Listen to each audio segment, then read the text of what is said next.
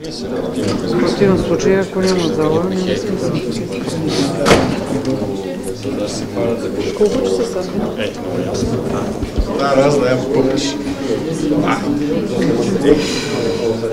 На каква стойност ще бъде помощта за Израел, господин финансов министр? Нали това ще бъде обсъждано на консултативния съвет заедно с министър Тагарев?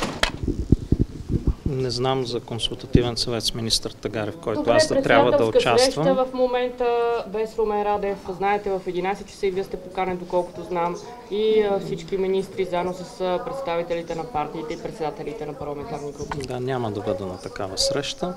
А що се отнася до това за стойността на и каква помощ да се отпуска, както знаете, всяка година в бюджета се утвърждава бюджет в Министерство на външните работи, с което Министерство на външните работи по своя преценка може да прецени на кого да помогне България в случай на сериозна криза, така че всъщност да изявим своята солидарност. Господин Василев, първи сериозен изпит за това правителство, въпреки че смятате, че вотът няма да мине, поне така показва в математиката. Защо обаче трябва да останете на власт? Защото даваме ясна перспектива в каква посока се движи България. Започнахме да вършим изключително трудни реформи, които бяха отлагани 20-30 години. Тези 66 мерки, които бяха заложени за второто плащане, които бяха изпълнени, всъщност придвижиха цели сектори на икономиката напред, сектори, които знаем от години, че има проблеми, които бяха замитани под килима. Започна да се придвижва напред и съдебната реформа. Това ще е една изключително дълга битка, която трябва да бъде изведена. Първите крачки са направени, имаме още много дълъг път пред нас.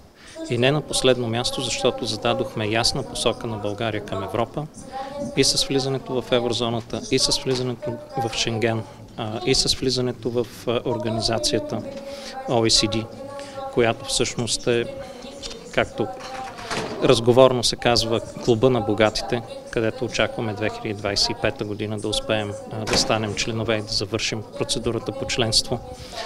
И не на последно място, това, което виждаме в момента, е, че бизнесът започва да инвестира.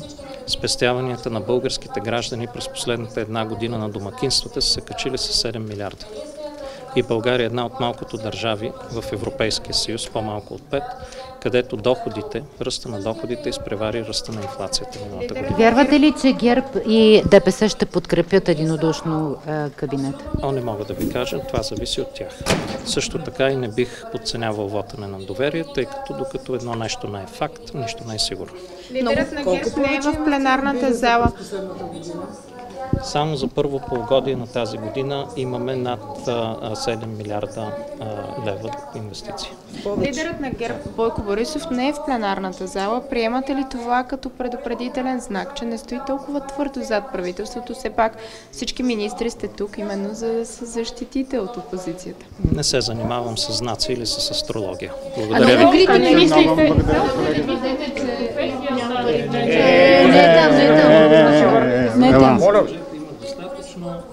Всеки месец публикуваме, както знаете, и баланса. В момента имаме над 10 милиарда в сметката на правителството. Все още ли мислите, че професията на Всяко го според там. Чакайте.